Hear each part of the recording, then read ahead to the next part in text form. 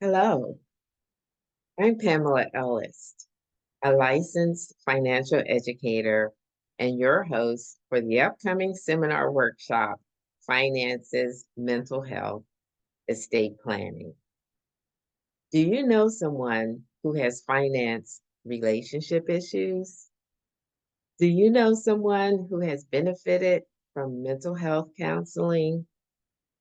Before an outpatient procedure, a surgery, or an unwanted health diagnosis, do you have a medical power of attorney and other protection documents and plans in place? If you have a specific financial, mental health, or estate planning concern, be with us on Tuesday, July 9th at 7 o'clock p.m. Eastern. Finally, get it done.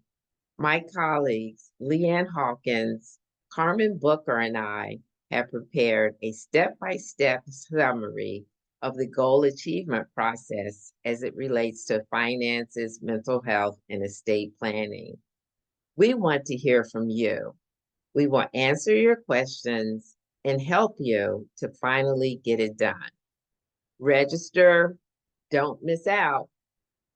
Click the link here today.